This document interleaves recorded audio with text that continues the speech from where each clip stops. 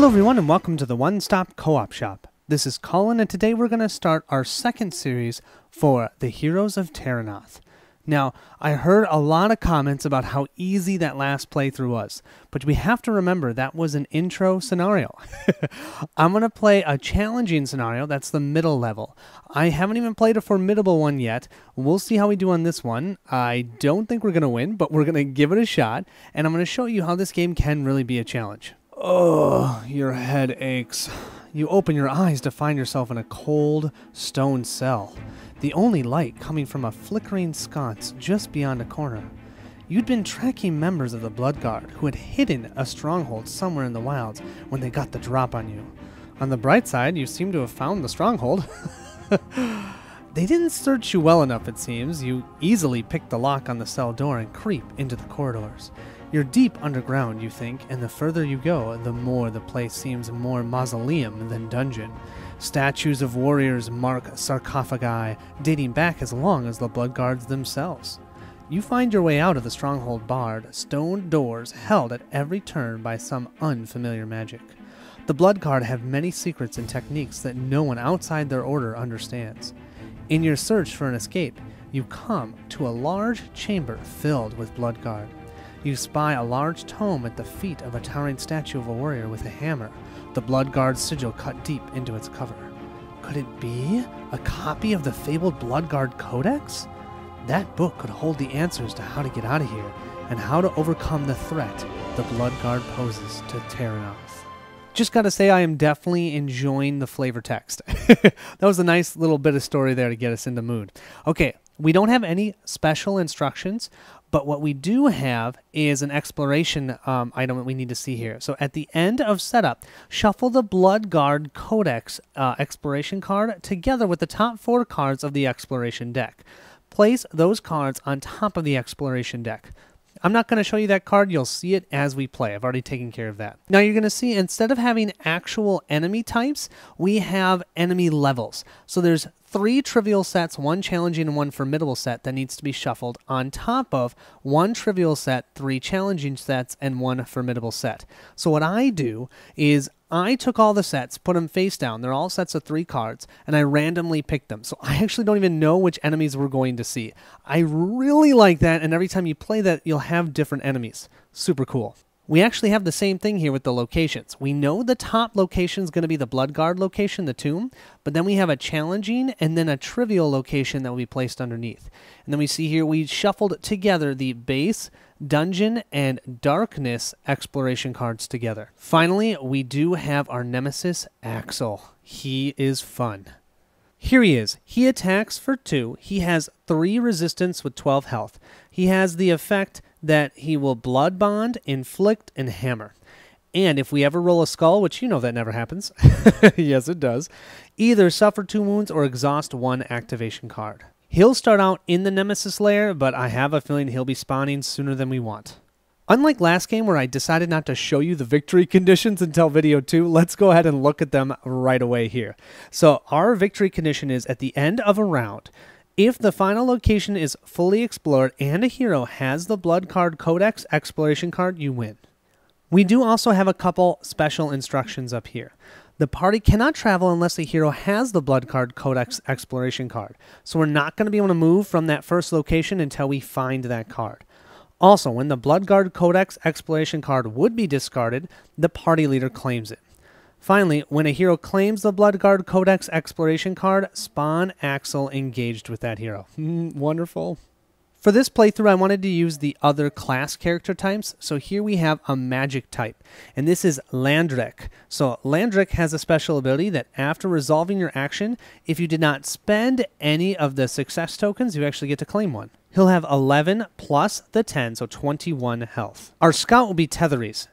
Tetheries is pretty sweet. 12 plus 10, so 22 health. During your attack action, apply -1 to the resilience of each enemy you target. So that 3 armor or 3 resilience that Axel has will only have 2 when Tetheris attacks. We'll go ahead and start the game up. We have the Blood Guard tomb.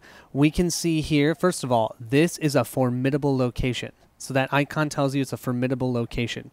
we're going to have 3 enemies engaged with us and 2 in the shadows. Now, I have to decide who our party hero is going to be, and I think it's going to be Tethris. So Tethris will have the party leader token. That means that she will get 2 enemies, and Landric will only get 1. Now, you're going to see right off the bat, these enemies are not going to be like the ones that you saw in the last playthrough. They're going to be a little bit more challenging. I mean, there are some trivial sets in here, so you'll see trivial ones as well, but you're going to see more difficult enemies. So we'll start with Tethris. Tethris will get 2 enemies. Her first one is the Sorcerer, so this is a challenging enemy. Okay, that'll be engaged with her. This one is going to be engaged with Landric. Landric will have the Dark Priest. And then the third one with Tethris will be Reanimate Warrior. Ooh, he attacks for 2. That's 2 attackers on Tethris. Ow. And then we'll grab 2 of these face down into the shadows. Our final step, of course, will get our peril track set up. And you can see every round something is going to happen. Not always is it terrible, but usually it's not good. So it's going to be fun to try and manage that. Our 4 activation cards we have for our scout is Precise Strike, Draw Attention, Blaze a Trail, and Caution. And you know what? We're going to do a Precise Strike because we have 2 enemies on us, and we might be able to take one of them out before they do anything. So we're going to exhaust that. We may become engaged with 1 enemy. I am not going to engage anybody else. 2 is enough. They both hit for 2 damage.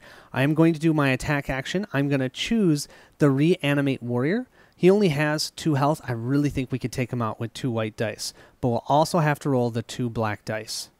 Tethris gets the -1 to resilience. Unfortunately, the Reanimate Warrior has no resilience anyways, so it's not going to matter. So we're just looking for at least 2 successes here. Sweet. We've got 3 successes. Unfortunately, though, we get attacked for 2 points of damage, and we either have to suffer 2 wounds or exhaust one of our activation cards. Now, I picked the Reanimate Warrior because he had the ability, if he activated, to Shield Bash. If this enemy is engaged with you, either exhaust 1 activation or suffer 1 health. So that's why I wanted to take him out. The Sorcerer does Lightning, but that only happens if he's in the shadows. So I decided, yeah, let's get rid of the more important one to get rid of now. That can hurt us more now first.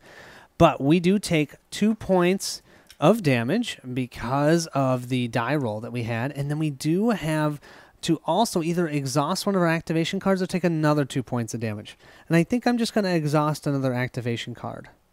As much as I want to be able to do my aid action, I think I'm just going to exhaust it this round. Not great, but better than losing my Blaze a Trail. Landric is going to go ahead and follow the example of Tethris, and we're going to activate his Arcane Bolt. So he has Arcane Bolt, Study the Runes, Helpful Advice, and Repel. So I'm going to do another attack. Now, I could become engaged with 1 enemy if I would like. Well, I already have the Dark Priest. I don't need more. I do have a ranged attack instead of a regular attack. A ranged attack allows us to target any enemy on the board. The only one we can't target is the Nemesis in the Nemesis lair. But we can attack ones in the shadows. We can attack ones engaged with another hero. Totally cool. So I could decide to attack that Sorcerer that's on Tethris if I think that's a good idea. Regardless, though, we also have the ability that says you may exhaust another activation card to target 1 additional enemy and apply +1 successes to the results. I think I'm going to do that.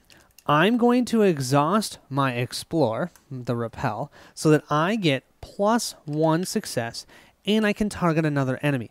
I'm going to go ahead and target that Sorcerer that's on Tethris.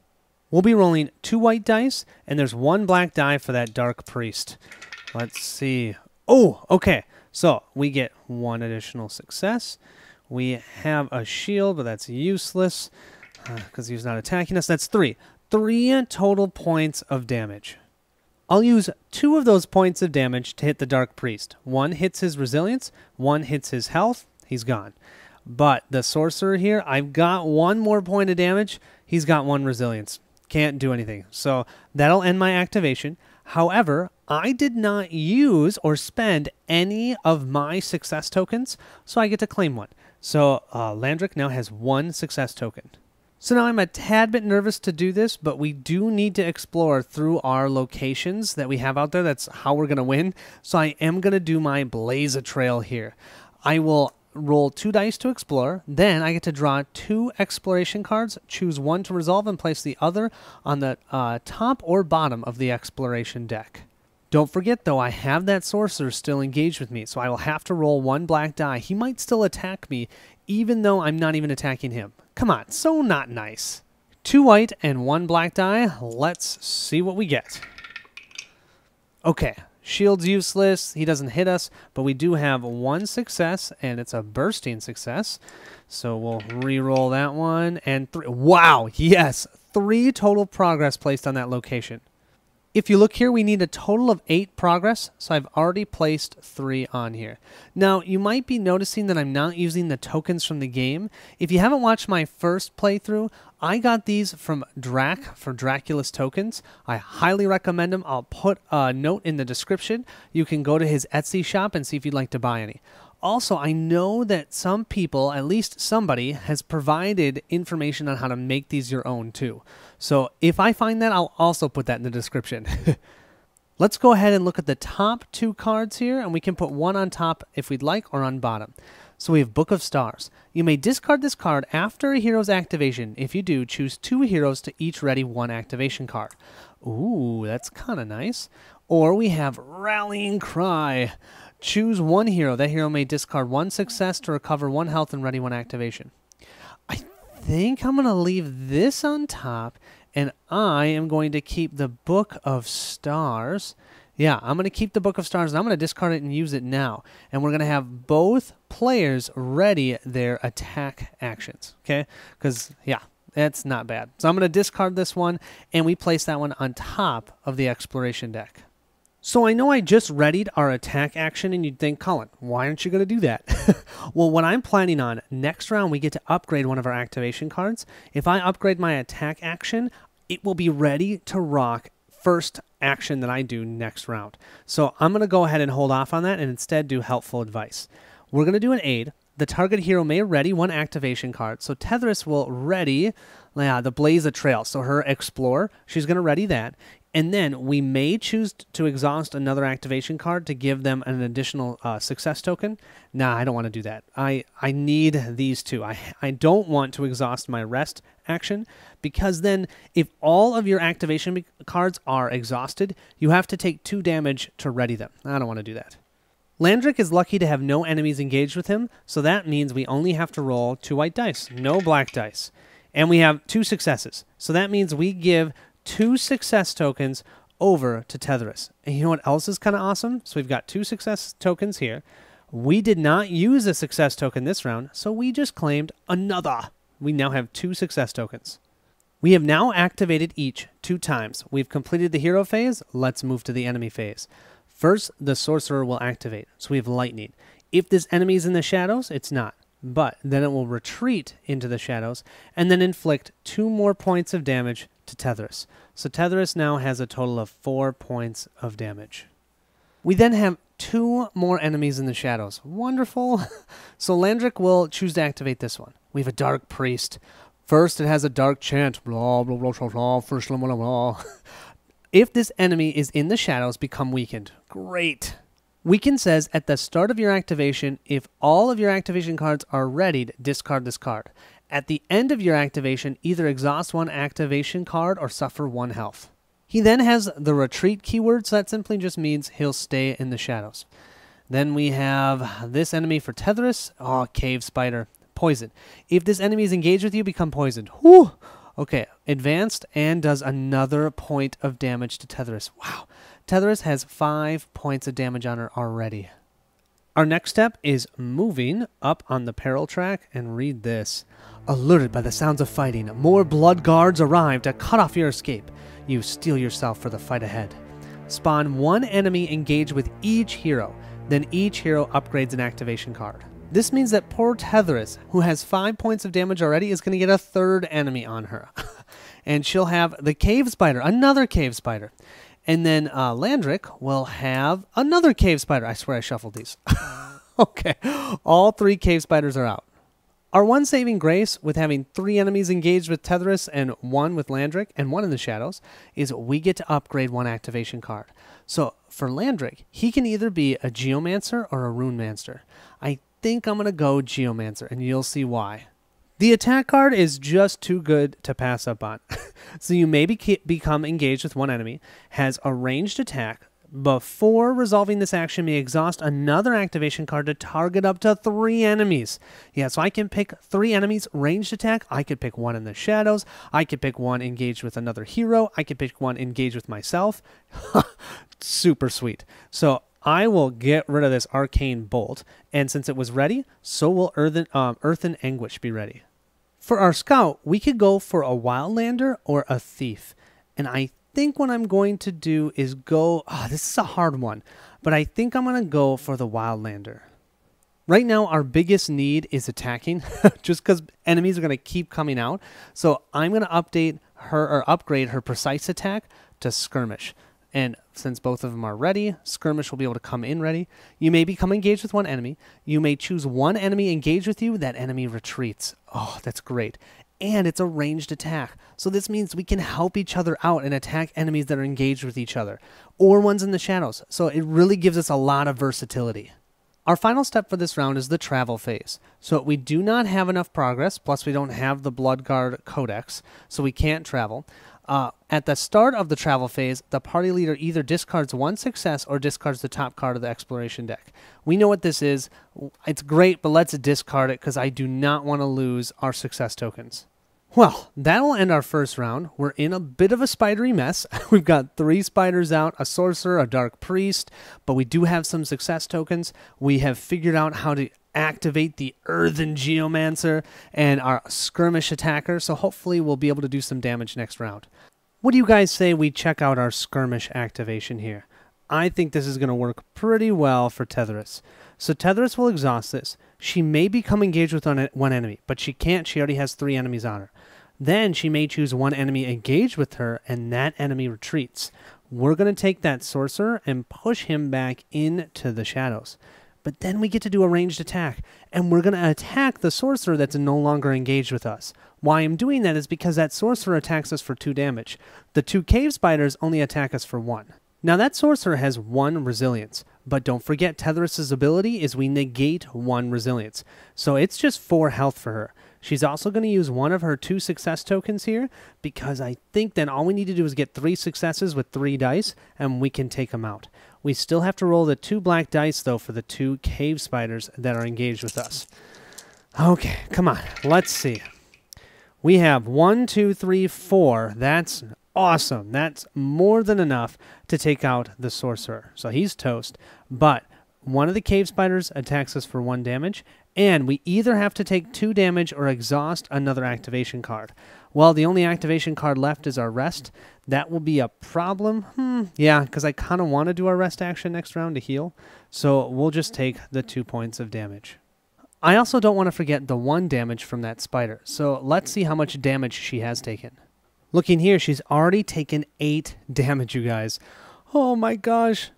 Landrick, on the other hand, has not taken any damage, and he's going to be a little risky here. This I do not recommend on a normal circumstance, but we're going to do some blowing out of enemies.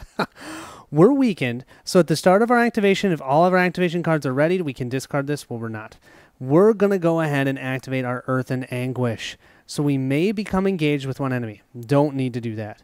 We're going to do a ranged attack. 3 white dice. Before resolving this, you may exhaust another activation card to target up to 3 enemies. I'm just exhausting my rest action.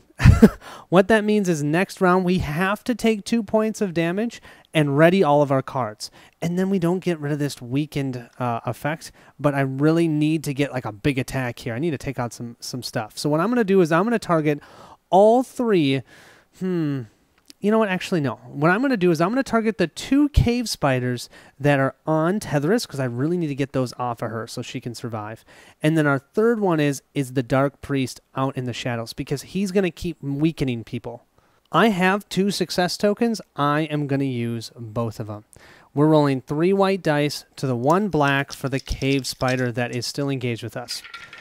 So wow, that is super nice. 1, 2, that's 2 successes, and we get to roll both of those again. Yeah, I love the bursting or critical successes. So much fun. And the cave spider only attacks us for 1, and we rolled a shield. So we're not going to take any damage this round. That's another success. So we have 1 success, 2, 3, 4, 5, 6.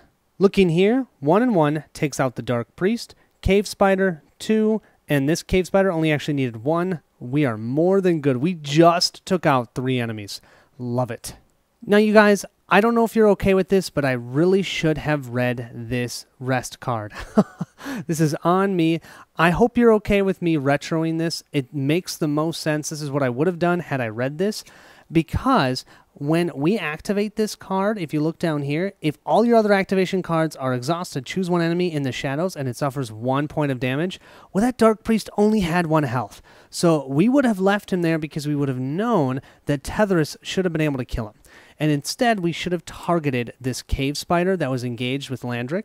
Wouldn't have made any difference on the successes, because actually it would just mean we'd have more successes than we needed. So I hope you're okay with that. If you're not, oh well, we're just going to do it, because I'm trying to show you how this game is going to work, and if I die too quickly, we won't see it. So let's do that. You may choose 1 minion engaged with you. Well, there aren't any. Rest will roll 1 white die. We get to add +1 shield, but no enemies are engaged with us. And we just did this 1 point of damage to an enemy in the shadows, and that is to this Dark Priest. And you can see he has 1 resilience, but just 1 suffer, 1 point of damage would take him out. That's why I really should have read that card. I really don't like having to use a success token, but I think I'm going to. I really need to make sure I heal here. So we're healing for at least 1 point of damage. +1. So we just healed a total of 2 glorious points of damage. This is why you want that healer. Where's Avric? We do then get to ready all of our activation cards. Now, I talked all about this weakened card, and I totally forgot to suffer my damage last time.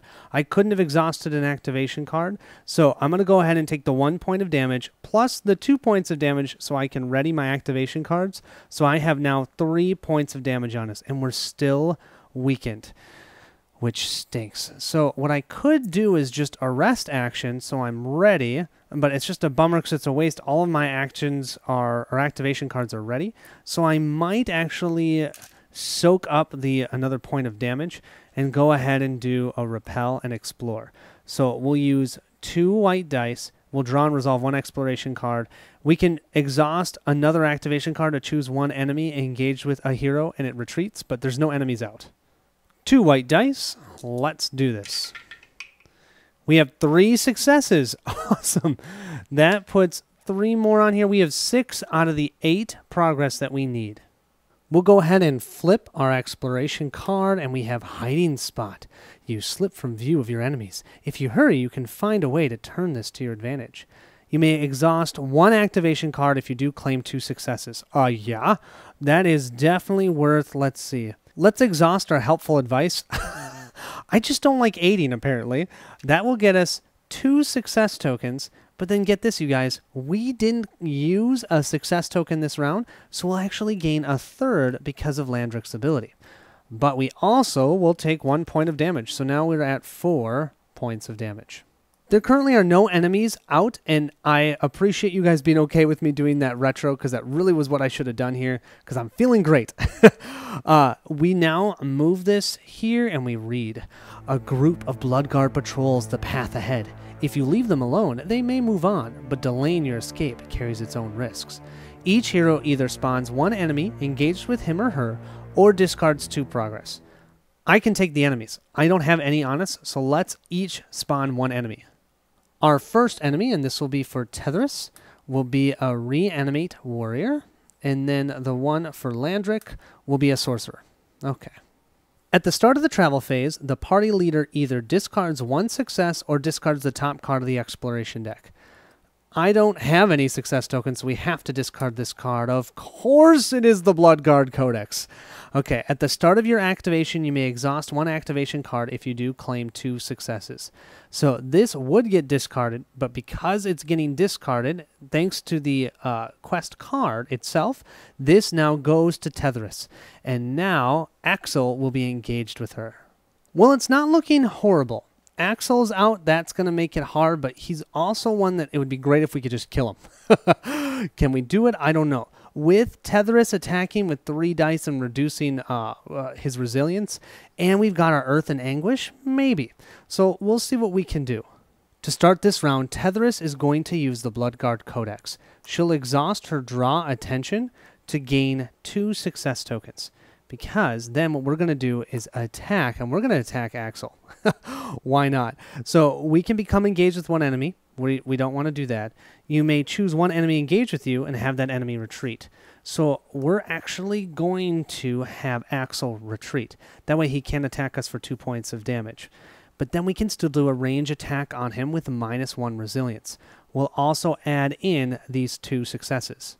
That essentially takes care of his armor, so anything that we roll will be hits on him. We get to roll 3 dice for our attack, and we have 1 black die for the reanimate warrior. Come on, we need lots of hits. Lots of hits. Lots of hits. Okay, 2 hits. That is great, and 2 of them are bursting. Man, unfortunately, we keep rolling that skull. By the way, that skull is a 1 in 6 chance of rolling. Yeah, we keep rolling it. But I did roll the burst, so I'm okay with that. 2 bursts. Let's do it again, shall we? Well, there's 1 burst. I love this dice tray. You guys, if you want this dice tray, go ahead and find it on Amazon. Okay, that's where I got it. Just search dice tray. You'll find it there. It is lucky. I'm telling you. Oh, it's a shield. That's really not helpful. If we look here, 2 of these successes are blocked by the resilience. Only 2 thanks to Tetherus's ability. So we do 5 points of damage to him. Now, we do have a shield here, but this effect has either suffered 2 wounds, so that shield is useless against that since it's suffering 2 wounds. Or we can exhaust 1 activation card. That's what we're going to do. We're going to exhaust our Blaze of Trail. I'd love to use that, but I think next round we'll just rest to try and heal. But we do have 5 points of damage done on Axel. Nice. We unfortunately still cannot get rid of this weakened ability. I'm going to leave it though because I want to do another attack. I can't exhaust anything though, which is a bummer, so I can't target multiple enemies. But I'm not going to target multiple enemies. I'm going to target the 1 enemy, Axel. So we're going to ignore becoming engaged. We're going to add 2 success tokens and roll 3 white dice. We do have the sorcerer attacking us for 2. And by 2, I actually mean 1. See, only 1 point of damage, potentially. The only bad part here, of course, is that I have to get through 3 resilience. That's only 2. So another one of these is probably going to be negated. Is it going to be worth it? 1, 2, 3. So we did a total of 5. 5 minus 3, we did 2 whopping points of damage. I don't know if that was worth it, but it still feels good. He's at 7. He's under half health, which is actually pretty good, I think. We, of course, will then take another point of damage because we're weakened. Our second activation for Tetherus, we're going to activate Caution. So you may exhaust 1 minion engaged with you. Fortunately, this reanimate warrior is a minion. So he is now exhausted. We don't have to roll a black die for him. Then we get to rest. We roll 1 simple white die. We get to have +1 shield. That doesn't matter. If all your other activation cards are exhausted, choose 1 enemy in the shadows. That enemy suffers 1 point of damage. So now Axel has 8 points of damage. Heck yeah. And then, of course, we'll ready all of our activation cards. We'll roll 1 white die, hoping for that result. I'd love to keep healing. No, just 1. Okay, well, we're down to only 5 points of damage. We still, unfortunately, cannot get rid of our weakened state. So what we're going to do is use Study the Runes. You may exhaust 1 minion engaged with you. Oh, yes. This sorcerer is a minion. I wasn't sure if it was a minion or a master. So we'll go ahead and exhaust him, which is great because then he won't activate either. Rest. We get to roll 1 white die, add +1 shield, still doesn't matter. If all of your other activation cards are exhausted, apply +1 success to that result. So instead of putting a success token there, I'm just going to remove 1 damage automatically, because that's what we'll be able to do. And then we can ready all of our other activation cards. This will mean that finally, next round, we'll get rid of our weakened state. Looking for a ton of successes here. Come on, or 1. Well, really, I cannot complain. I've been having some pretty good dice rolling. We also didn't use any success tokens this round, so we get to claim 1. I really like that ability. During the enemy phase, the only enemy that we can activate is the one in the shadows, and that's Axel. So Axel will Blood Bond. If a hero has the Bloodguard Codex Exploration card, Axel will become engaged with them. Then he'll inflict 2 points of damage to Tetherus. So Tetherus goes and has now 7 points of damage. Then Hammer. I don't like Hammer. Hammer says, if this enemy is engaged with you, which of course it is, exhaust 1 activation card. So I think we're going to lose our draw attention or aid card again. I don't like it. I love when you can aid, but it's just not working out right now. We'll now go ahead and move to the Peril Phase. We move 1 step over, and it says, you see a chance to duck into a tight alcove long enough to catch your breath. Can you afford to let the blood card regroup?